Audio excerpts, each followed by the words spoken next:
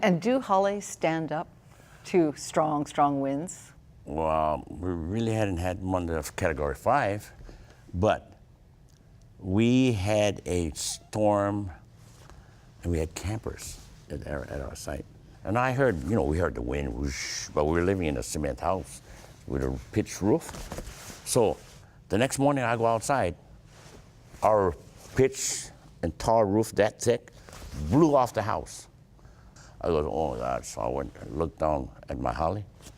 6 leaves blew off the holly, which are not tied. That's it? 6 leaves. So very durable. It is durable. It's like a corner tree. It bends with the wind. Yeah. He lashes together hale, or traditional Hawaiian houses, that can withstand fierce winds. Francis Palani Sinenci, next on Long Story Short.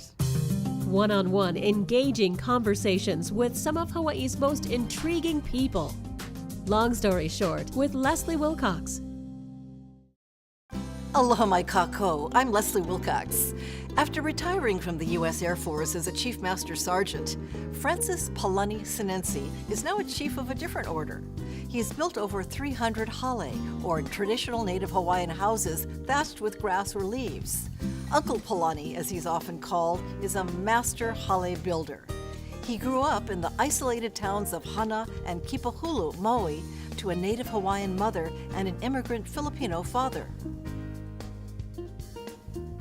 I had a really fun life because I was born in Hāna. The plantation was just winding down, and cattle was being brought in. So I was in that transition stage, and so I just grew up fishing all the time. We lived right close to the ocean, right next to a boarding house with all mixed, ethnic workers from all over. We had Japanese, Portuguese, Filipinos, Hawaiians, and we lived in a place called Old Camp. My dad was from the Philippines. He was a plantation worker. And he came to work plantation, and there he got sent to Hāna? He almost went to jail because my mother was only 15 years old when they got my older brother. So. And your mom was from Hāna? Yeah, my Hawaiian from Hāna? Yeah. But lucky thing he didn't go to jail because I wouldn't have been here. Oh, because that was your older brother, right? Got it. Yeah. How many siblings do you have? It was altogether 9, and there were two girls and 7 boys, and I'm number 2. And I lived with that number 2 syndrome for all my life because my older brother immediately got hanai by my tutu lady. So I was the oldest in the family, so I had to take care of all my siblings while my mom and dad went to work. Yeah. So 9. So does that mean you took care of feeding them during the day? Your siblings? After I got to be about like 8 to 10 years old, yeah, I started taking care of the younger ones. I was a really good spear fisherman, OP pecker, and we did a lot of kalua pig and all, the regular stuff. So and, you gathered your food. Well, yeah. Real gathering. We were on the lower part of the ahupua, I guess you call it, and we were mostly ocean people. So some of the people from Kaupo or Keanai, they'd grow the taro, and these guys would grow the goats and whatever. So we'd trade, You would have the fish. Yeah, we'd have fish, and then every week we'd get taro. I didn't know where it came from, but they brought in taro. Sometimes we'd have goat and we'd have beef. So it was kind of, I was on the border of when Hawaii just started eating rice. So I was raised up eating rice. And taro, we pounded our own taro. Every week we had taro. So whatever you ate came from the land and the sea? Yeah, it was fun. I had a good childhood. And but you ended up traveling all over the place. So you went from a very small and remote area, very isolated by geography. Yeah. What made you leave? Well, about my high school days, I joined the Civil Air Patrol. It was a thing. It was a way to get off island free on the Air Force airplanes. So I joined the Civil Air Patrol, and we used to travel different islands.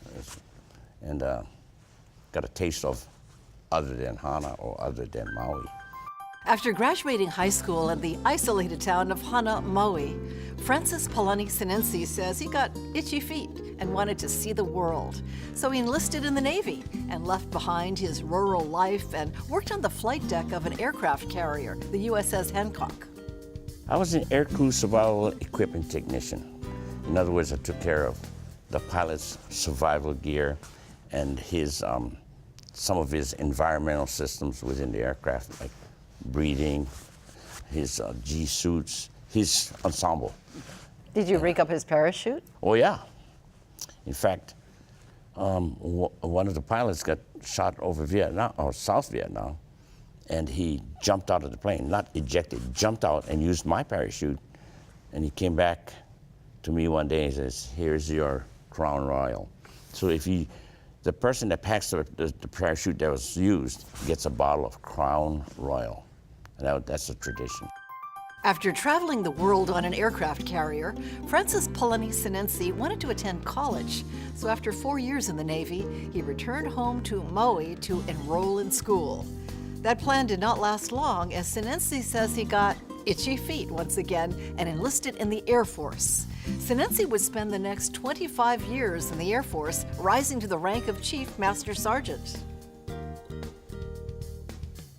I know what happened between the time you were in the Navy and the time you joined the Air Force. Met my wife. Yes. Yeah. I went to a party, and she looked 14 years old playing the piano. And I asked my aunt, "Hey, who's that little girl playing the piano?" She goes, "That little girl is 19 years old. She's going to the University of Hawaii." Oh, that changed my whole, oh yeah, intelligent too. I don't know if she's what. But anyway, long story short, we've been married 51 years. And I know you call her your wife for life. And she says, I asked her where she calls home because you've lived so many places. Yeah. And she said, wherever my husband is. Like I said, good answer. It is a tough life. And she's in the reserves. Well, she was in the reserves, right? But so how did that work? You then joined the Air Force. Luckily, we lived close to the base. And she went temporary duty sometimes off base to other bases, but only for 2 weeks at a time. You know, the Air Force and the service is like one big family. They always take care of each other. Yeah, so there's no worries. During the time you're in the Air Force and then first the Navy and then the Air Force, were you keeping Hawaiian traditions, or how much a part of your life was Hawaii? Well, I actually really kind of wanted to distance myself from home because I wanted to see the world, and I go, oh man, the world is my oyster. You know, I really loved what I was doing, and I was traveling a lot, and I go, Hāna is just a little town. You know, it's just I grew up there. At the end of your service in the Air Force, in which you did very well, you were all set to retire on the mainland. Uh-huh. Where? South Carolina, Charleston. Why South Carolina? Because I had a home there, and my home was like Hawaii. I had banana trees. Literally, my backyard was a Hawaiian garden. So. And you're okay living in Charleston South rather Carolina. than back home? Yeah, my son was there, my wife was there, you know. So, yeah, and all my friends are there. Close to the golf course. I had all my emu rocks. You know, I was like at home. So. What happened? Why aren't you in Charleston right now? So one night, a friend of mine calls me over to his house. He goes, "Hey, Ba, come over, Hawaiian Senior Master Sergeant. Come on over, and let's watch some videos." He just came back from Hawaii. So I go, "Sure." So my wife and I go over, and we're having poo-poos and drinking beer, and he shows the Merry Monarch. I go, "Wow." And I started getting emotional. And I said to my wife, "Tomorrow morning, I'm putting in my retirement papers." And she goes, "What? Where are we going?" I go, "We're moving back to Hawaii." And she goes, "Really?" "Yeah." She goes, "What about our house?" "Well, we'll sell it and leave it for the son." Just like that? Just like that. And it was the call of the Hawaiian culture? Yeah.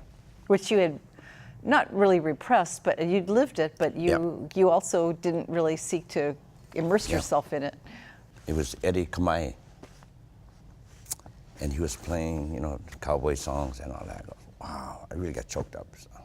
So it was 2 films, Very Monarch and Eddie Kamai? Eddie Kamai, yeah. And later on, I told Eddie Kamai, I was, you know, you're responsible for bringing me home when we had a chance meeting over in Maui at a festival. Inspired to reconnect with his Hawaiian roots, Francis Palani Sinenci retired from the Air Force, packed up and shipped out to Hawaii from South Carolina. And you knew where you would come when you got home? You would go to Hāna? Well, actually, I didn't go to Hāna. I just wanted to come home, you know. And so I came home, and first thing my brother-in-law says, hey, you know what? We need a Hawaiian studies, a kupuna at the school. They were lacking teachers and stuff. I goes, what's a kupuna? And, you know, all my Hawaiian stuff was all left back in the old days. So he goes, a kupuna, you know, a teacher, elder. I go, oh, okay. So I goes, I don't know anything about kupuna. So he goes, well, you know what? Go and interview with our principal, Jan Yonada. Okay, so I show up, and I considered myself old at that time. I was 48 years old, you know. I was 48 years old, because in the military, when you're 48, you're an old man. You really are. They make you feel like an old man. So I was doing backflips, and they called me an old man. So anyway, I went and interviewed, and she goes, you from Hāna? I goes, yeah. She goes, can you speak Hawaiian? I goes, I can understand. You know, I was brought up, I'm a tutu lady, and yeah, I can, a little bit. She goes, no problem. She says, here's what you gotta do. We're gonna hire you. Put all the classes I need to take. So I had like 2 olelo classes and an ukulele class. He goes, can you sing, play ukulele? I guess, sure. You know, what local boy doesn't know how to play ukulele? So I go, I get these 3 things, now I gotta go enroll. So immediately, she hired me immediately, and so I had to report to work on Tuesday. So Monday, Tuesday, Wednesday, Thursday nights, I was in school. Monday, Tuesday, Wednesday, Thursday days, I was teaching. So I was going to olelo classes. By the time Friday came, I just said, I gotta get out of here. Honolulu, of course, I was living here. And I used to just jump on my truck and go to the airport and fly to Hāna and just go fishing, just forget everything. Sunday night, fly back here, same thing, teach. I was working like 12 to 16 hours a day, retired Air Force. Yeah, your wife told me you don't have a lazy bone in your body. You're always doing something. It's weird. You just keep going. I just don't want to waste time, because tomorrow is not guaranteed. That's the way I look at it. Francis Palani Sinenci kept himself busy reconnecting with his Hawaiian heritage, practicing taro cultivation, and working as a kupuna, or Hawaiian cultural elder, at Helemano Elementary School in Wahiawa, Central Oahu.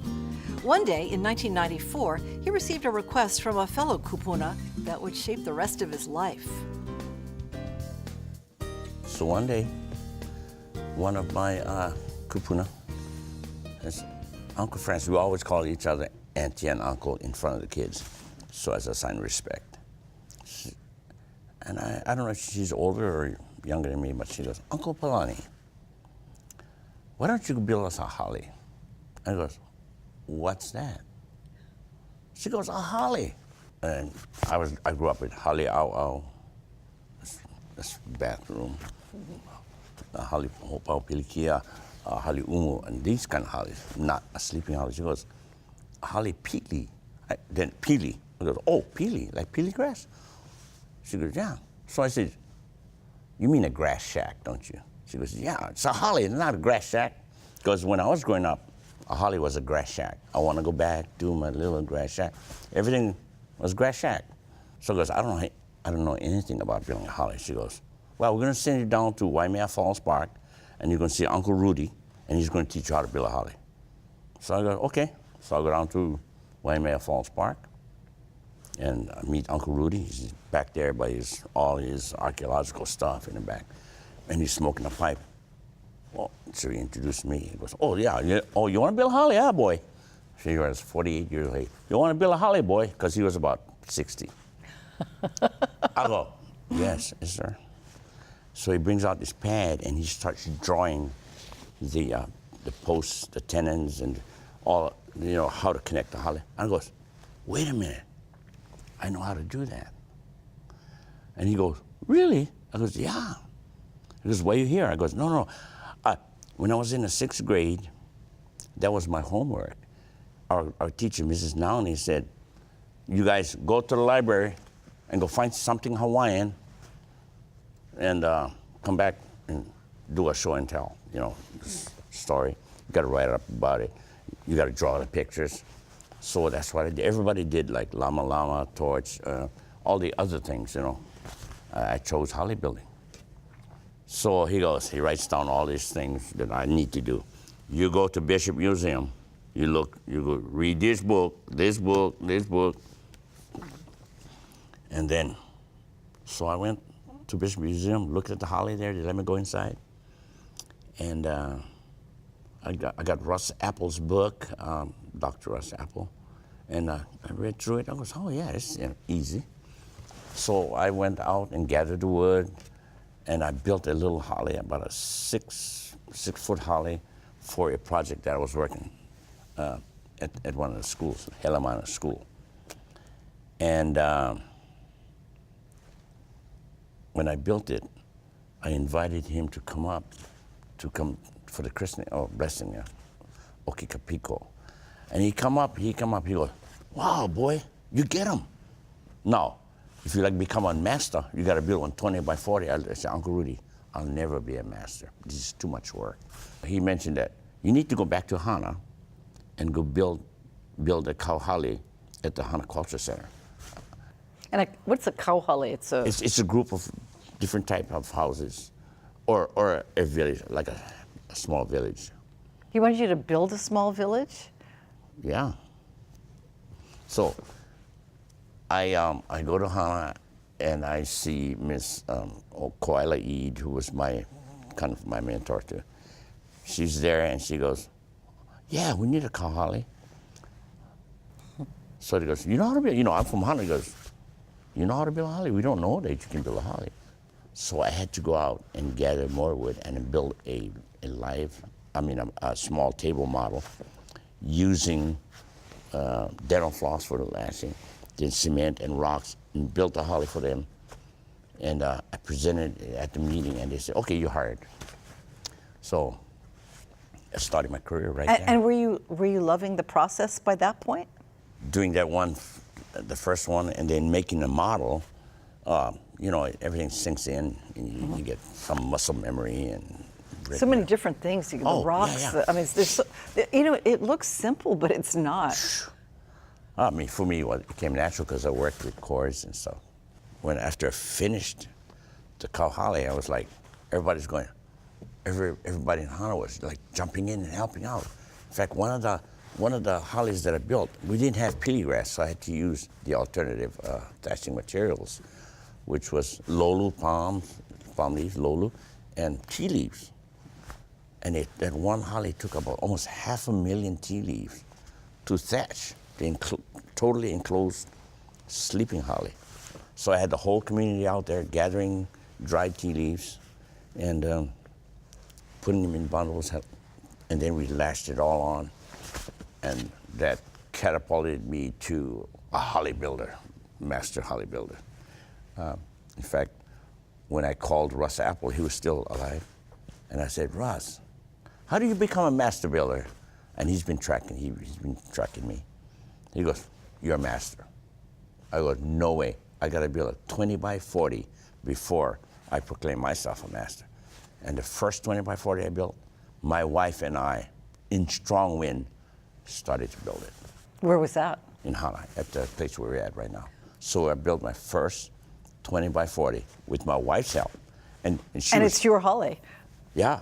So as we were building, the wind was blowing, it was starting to rain, and we'd build these A-frames and stand it up like this, and my wife was holding it in the wind. I goes, don't you let that thing fall. Oh, she didn't, and we built the holly.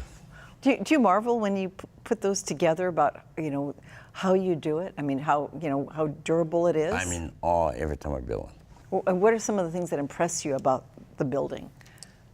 How they can stand up to the weather, and how ingenious and simple yet ingenious how those fittings come together. And I mean, and I firmly believe, these easy corner tents that you see pop up, people putting together, it's almost exactly like a holly. The framing and everything is the frame of a holly. If I were to be there to watch you do the work, what would I be surprised to see? What's some of the most interesting parts of the job? You'd probably be amazed at how many people we can hold on the olokea, which is the scaffolding system. By the way, you cannot build a holly without, many have tried, and I've got reports back where they use modern metal scaffolding, but an olokea has to conform with a traditional holly building. Olokea is actually building a holly, then another holly over it, because the scaffolding system has to be commensurate to the size of the holly. So, and the workers. So it's got to be kind of like ergonomic. Yeah. So it's got to fit the guys and people too. So first you build the scaffolding. Yes. No. First you build the foundation, then you build the scaffolding after the posts and so on, and to build the roof part. And what do other people use your holly for? Mostly for gathering places. Like most of the hollies that I build are called holly halavai, which means meeting place, and gathering, and some just for show. Over the last 20 years, Francis Palani Sinenci has tirelessly built various types of holly across Hawaiian cultural sites, schools, private residences, Haleakala National Park on Maui, and even on the U.S. mainland and in China. The title that I have as a kahuna kuhi kuhi pu'oni suggests that I'm an architect. The word kuhi kuhi pu'oni suggests that, even breaking down the word kuhi kuhi pu'oni, was to show how to build on a pile of sand. So now we have architects who use blueprints. Back in the old days, they used a pile of sand. Like if a kahuna is going to demonstrate how to build a heiau, he would go like this. He would say, okay, get the sand, and then stack all the rocks, stack all the wood. And I actually did one, demonstrated how to build a holly on a pile of sand. So kuhi kuhi means to show or direct or envision. Pu'u, a pile, a pu'u, one, sand. So that became, someplace I read, over in the Big Island, that became the title for the royal architect, kuhi kuhi pu'oni. And at one point I was like, somebody said, "You're a kuhi kuhi pu'oni?" I goes, "No, I didn't get that title. Somebody else gave me that title. I didn't put it on myself." I've met more people building hollies than people do, except if you're a concierge. Of course, you meet a lot of people. I have people from all walks of life that walk away with something.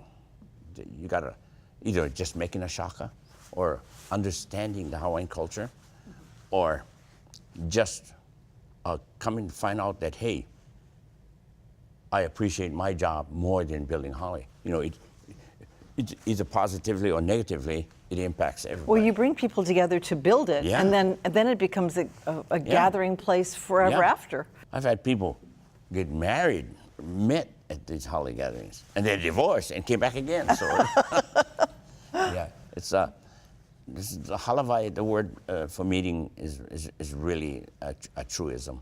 Hale halavai. You meet, you gather, you eat, or you.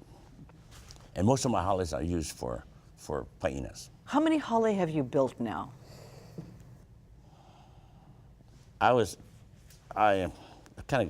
It's over 300. This takes tremendous energy and strength, and you're doing this, and now you're 76 now. It takes a village to build a holly, literally. So are you doing mostly the overseeing now? Because you were in your 70s and you're doing main work. Overseeing, I wish that was so yesterday. That was. You're up there doing it. But I mean, keeps the blood flowing, you know, keeps the energy going. In 2018, Francis Palani Sinenci was featured in Kahale, a Revival, a short film about his efforts to preserve the traditional practice of hale building. The film received a People's Choice Award in the American Institute of Architects Film Challenge. Working with his hands and showing no signs of slowing down, Uncle Palani also is rebuilding structures from Hawaii's past. In addition to restoring a native Hawaiian fish pond in Hāna, he's now turning his attention to recreating plantation-era Portuguese stone ovens. Mahalo to Francis Palani Sinenci of Hāna, Maui. And thank you for joining us for this edition of Long Story Short on PBS Hawaii. I'm Leslie Wilcox. Aloha nui. For audio and written transcripts of all episodes of Long Story Short with Leslie Wilcox, visit pbshawaii.org. To download free podcasts of Long Story Short with Leslie Wilcox, go to the Apple iTunes Store or visit pbshawaii.org.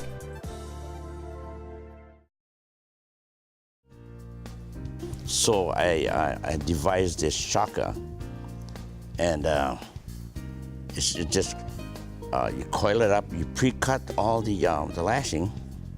Like if I say, hey, throw me a number 3 shaka, they'll go. And what's a shaka? This is called a shaka, a coiled piece of. Okay, this is how we test it. See if you did it right. So you're supposed to throw. Did it come out? Oh yeah.